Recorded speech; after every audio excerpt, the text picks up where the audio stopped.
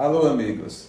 Estamos de volta com mais um Arquicast, o podcast do Arquitetos da Política. E hoje estamos tendo a grata satisfação de receber Isabel Urquiza, filha de Jacilda Urquiza, que já foi uma prefeita magnífica na nossa querida cidade de Olinda, uma cidade centenária e que eu tenho uma grande satisfação também de falar desta cidade que eu amo de coração, porque uma parte da minha infância se passou em Olinda. Alô, amiga, tudo bem? Satisfação imensa receber você aqui hoje. Também, Marcos. É um prazer enorme estar aqui falando com vocês e ter sido recebida com tanto carinho, né? Por você, por Sâmia, por Alberto. Então, assim, pra gente é um prazer muito grande, especialmente pelo tema que a gente vai abordar aqui, falar de empreendedorismo feminino, tudo isso. Essa pauta é uma pauta que me encanta e prioridade para mim.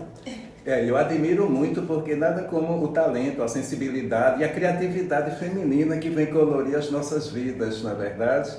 Então, veja bem, quais são os principais desafios enfrentados pelas empreendedoras femininas? Olha, a mulher, de uma forma geral, ela tem uma dificuldade maior de se inserir no mercado do trabalho. Porque todos sabem que, assim, quando a mulher, ela casa, tem filhos, qualquer dificuldade que tiver para cuidar dos filhos, é a mulher a primeira a abandonar a carreira e para cuidar da casa. Se algum idoso em casa adoece ou tem uma necessidade, então a mulher também tem esse papel de cuidadora. Isso faz com que ela interrompa muitas vezes a carreira profissional dela ao longo da vida e todas as voltas, elas são mais difíceis.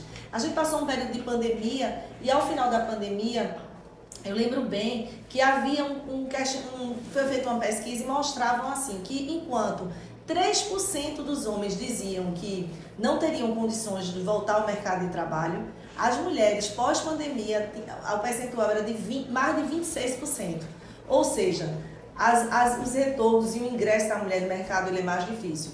A mulher ela tem que ser mais competente, porque é uma exigência do mercado grande em relação à mulher. Ela precisa, muitas vezes, conciliar as atribuições domésticas com as atribuições profissionais, e isso é uma grande dificuldade também. A capacitação, a questão financeira também. A mulher, ela às vezes, ela tem uma atividade semelhante à de um homem, mas ela recebe menos, ela é paga, o salário é inferior ao do homem.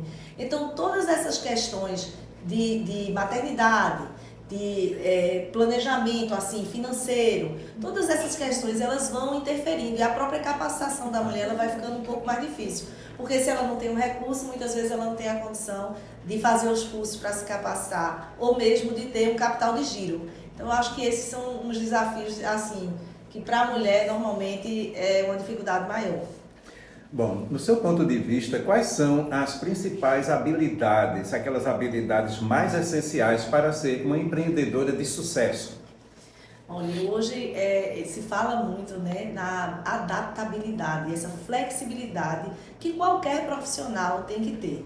Hoje, se você considerar, muitas vezes assim, não é o profissional que tem um conhecimento técnico que se destaca tanto, mas aquele que consegue fazer ter um bom relacionamento institucional, ter um bom relacionamento interpessoal. Então essas habilidades, elas são muito importantes e hoje são cobradas de todos, especialmente das mulheres. Mas por outro lado, eu acho que é um facilitador, porque as mulheres, pela necessidade mesmo de ter muitas atribuições, elas vão se desenvolvendo, né, em conseguir conciliar muitas atribuições. E isso eu acho que para um profissional que empreende, tendo em vista que ele tem que ter o conhecimento do negócio dele, mas tem que ter planejamento, ele tem que saber um pouco da parte financeira, porque tem que ter recursos, né? Tem que ter essa flexibilidade. Eu acho que essas características para a mulher que já enfrenta tantos desafios, elas são características cobradas de um empreendedor, mas que na maioria das vezes as mulheres elas têm essas habilidades naturalmente, agora precisam desenvolver, precisam se capacitar. E aqui eu queria lembrar uma frase que eu sempre penso, quando a gente vê uma situação de muita dificuldade e as pessoas não valorizam o aprendizado, muitas vezes, não, já sei fazer, e aí não tem a preocupação de estudar, de se planejar, que é uma frase de Isaac Newton. Ele diz assim: só enxerguei mais longe porque estava apoiado nos ombros de gigantes. O que é isso? A gente tem que aprender com aqueles que já passaram. Então, se eu aprendo com as pessoas que já tiveram algumas dificuldades, eu evito de cometer aqueles mesmos erros. E isso é um aprendizado importante. Então, na hora em que você se capacita, na hora em que você faz esse trabalho de aprendizado, você aproveita para evitar erros que outras pessoas já cometeram e que podem lhe ensinar para que no empreendedorismo a gente não cometa novamente. Bom, e em que áreas de negócio as mulheres estão se destacando atualmente? Moda, culinária, artesanato e tantas outras, né? As mulheres, elas de uma forma geral, elas têm essa dificuldade de conciliar as atribuições domésticas com as atribuições profissionais. Então, via de regra, eu tive experiência, fui secretária de Desenvolvimento Econômico de Olinda, e à época a gente levou os cursos de capacitação em parceria com o SEBRAE e com o SINAC para as comunidades. E o que as mulheres mais pediam naquela época eram os cursos exatamente de culinária, de beleza, unha em gel, sobrancelha, eram cursos voltados a questões que elas próprias, elas sentiam assim, se sentiam, vamos dizer, sentiam empatia. Porque quando você cozinha, né, você está fazendo a sua comida para a sua família e você leva isso para outras pessoas, você aproveita em casa e você ganha um recurso fora. Eu tive numa associação recentemente de moradores de Jardim Atlântico e lá eu tive o prazer de ver algumas ex-alunas que foram empreendedoras, participaram do curso de capacitação, novamente lá aprendendo e empreendendo. Então, assim, é muito bom quando você vê essa movimentação das pessoas e principalmente quando você ouve uma pessoa chegar e dizer assim, olha, eu me capacitei e mudou o meu olhar sobre o empreendedorismo, mudou a minha percepção. Então é isso que a gente quer, você dar essa contribuição para a pessoa aprender mais, para a pessoa se capacitar mais. E aí quando elas têm essa oportunidade, elas fazem algo que gostam e aproveitam e vendem também e ganham dinheiro. Isso é muito importante. Quer dizer que a parte de culinária, sobrancelhas, liderou geral. Era culinária, sobrancelha, a parte de moda, né? Tudo que voltado à economia criativa, de uma forma geral, desperta das mulheres essa possibilidade, até porque os custos de investimento também eles são menores, né? Então, quando você não tem um custo muito elevado, isso facilita para aquela dona de casa que quer ganhar um dinheiro, mas que precisa investir. Então, ela com poucos recursos, ela consegue começar. Lógico, esses cursos de beleza e tudo, se você vai se capacitando e vai evoluindo, as máquinas e os equipamentos, eles vão tornando mais caros. Mas uma pessoa que quer iniciar, ela com poucos recursos, ela consegue empreender e já tem as vizinhas, as amigas, que já vão usufruindo aí do aprendizado.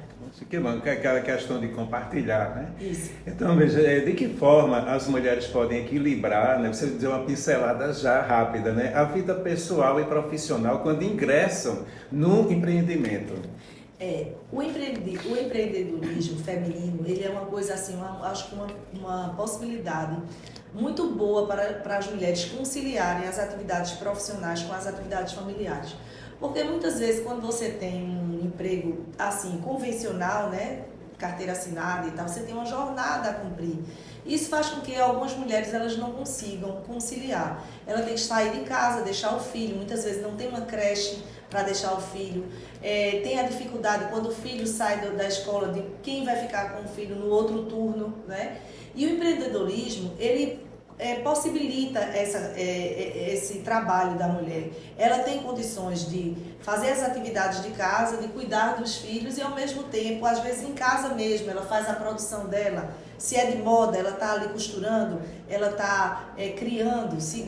Na culinária também, ela muitas vezes tem a possibilidade de fazer num espaço que ela possa ir e voltar. Então, assim, o empreendedorismo eu acho que é o grande facilitador para que uma mulher que tem filhos, ela possa ganhar um recurso e possa também empreender e conciliar essas atribuições.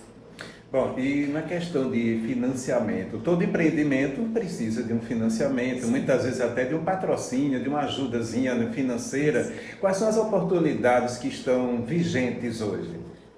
Quando eu estava à frente da Secretaria de Desenvolvimento Econômico, a gente buscou fortalecer a Sala do Empreendedor, que é uma parceria com o SEBRAE, Lá a gente tinha também uma parceria com uma pessoa que ia do Sebrae, né, e de outras áreas, levar orientações na parte de contabilidade. E aí a gente também fez parcerias com algumas instituições bancárias, por exemplo, o Banco do Nordeste tem o Crédito Amigo, a Caixa Econômica também, ela disponibilizou um crédito específico para as mulheres, o Banco do Brasil também, a AGE também, que é a agência, né, do trabalho, também disponibilizou, então assim, disponibilizava. Então a gente percebe que existem, principalmente para MEIs, para pequenos empreendedores, essas linhas de créditos específicas para mulheres. Então, eu acho isso muito positivo e a gente precisa cada dia mais estimular outras fontes de receita, né, para empreendimento feminino. Por quê? O próprio Sebrae, ele tinha o Sebrae delas, quer dizer, um curso que eles davam específico, desenvolvido para a capacitação de mulheres empreendedoras. E o que é que a gente vê com isso? Uma necessidade da gente investir. A nossa Constituição, ela diz que igualdade é você tratar igualmente os iguais, isonomia é tratar igualmente os iguais, desigualmente os desiguais. Se as mulheres têm mais dificuldade de se inserir no mercado de trabalho, é do poder público a obrigação de vir com políticas públicas adequadas para isso, para desenvolver e facilitar a vida dessas empreendedoras. Certo. E agora, nessa questão inicial, né, de quem está começando no ramo do empreendedorismo, quais são os maiores erros que as empreendedoras novatas devem evitar? Muitas vezes a gente vê a pessoa quando começa a empreender, ela tem muitos sonhos. E é bom, né? Porque o sonho é o que faz a gente se mexer, é que tira a gente daquela inércia. É preciso você ter aquele desejo de concretizar algo para você começar a se mexer. Só que às vezes esses sonhos, eles não vêm com um planejamento financeiro, com um planejamento do que efetivamente as pessoas vão precisar para ter um lucro. Então eu acho que a base inicial, a gente não constrói uma casa do telhado, a gente constrói o alicerce, um alicerce. E o alicerce realmente é a capacitação. É você aprender sobre planejamento. Muitas vezes as pessoas começam a empreender e confundem, como diz o Matuto, né? Apurado não é lucro. Então confunde aquilo que ganha e acaba esquecendo que parte do que ganha ela vai ter que reinvestir com a matéria-prima para poder novamente levar o produto ao mercado de trabalho. Às vezes também há uma confusão da receita da empresa, né? Da microempresa com a receita pessoal. Então confunde muito essas despesas. Isso é muito ruim, porque a pessoa jurídica ela tem que ter um patrimônio separado. A gente não pode misturar as duas coisas, porque senão daqui a pouco está tudo confuso. E aí a pessoa começa com seus gastos pessoais e colocando os gastos pessoais na empresa e da empresa pagando por recursos que deveriam ser, resumindo, você tem um problema aí financeiro. Mas eu acho que, via de regra, os desafios maiores são as questões assim, financeiras e de planejamento da própria empresa, para quem começa. Certo, então, realmente é uma questão, muitas vezes até emocional, né? A pessoa tem aquela ânsia de ser bem-sucedida e às vezes comete erros que outras pessoas, outros empreendedores já ocorreram, né? Já cometeram, aliás. Agora, de que forma as mulheres devem lidar com aquele preconceito de gênero no ambiente empreendedor? Esse preconceito, muitas vezes, ele ocorre não só no empreendedorismo, mas, de uma forma geral, as mulheres vêm passando por isso. Eu acho que hoje a gente tem algumas normas, né, e elas precisam ser respeitadas. As pessoas precisam entender quais são os seus direitos. E eu acho que essa contribuição que a gente vai dando para a mudança de cultura. A mudança de cultura não é algo que ocorra do dia para a noite, né? É uma coisa que ela vem paulatinamente sendo construída. Obviamente que a gente deseja que isso aconteça da forma mais rápida possível. Mas eu acho que você saber quais são os seus direitos, lutar por eles, se colocar e usar uma rede de apoio é muito importante. Porque às vezes a pessoa se sente sozinha para enfrentar uma determinada situação. Quando outras mulheres que também estão sofrendo, estão sendo vítimas daquele assédio, muitas vezes, né, um assédio moral, e elas encontram o respaldo em outras mulheres que também se colocam no ambiente de trabalho e dos próprios órgãos, né? Hoje a gente tem a Delegacia da Mulher, que é específica para tratar da mulher, nós temos o Ministério Público, que pode fazer denúncias em relação a isso. Então, assim, é você ter essa rede de apoio. e saber utilizá-la. Muito bem, então realmente tem que ter essa rede de apoio e utilizar com sabedoria, né? Alô, amigo empresário, você que é comerciante, atua no ramo de prestação de serviço e também na indústria, anuncie aqui no blog Arquitetos da Política, pelo telefone 9654-4472. Repetindo, 9654-4472.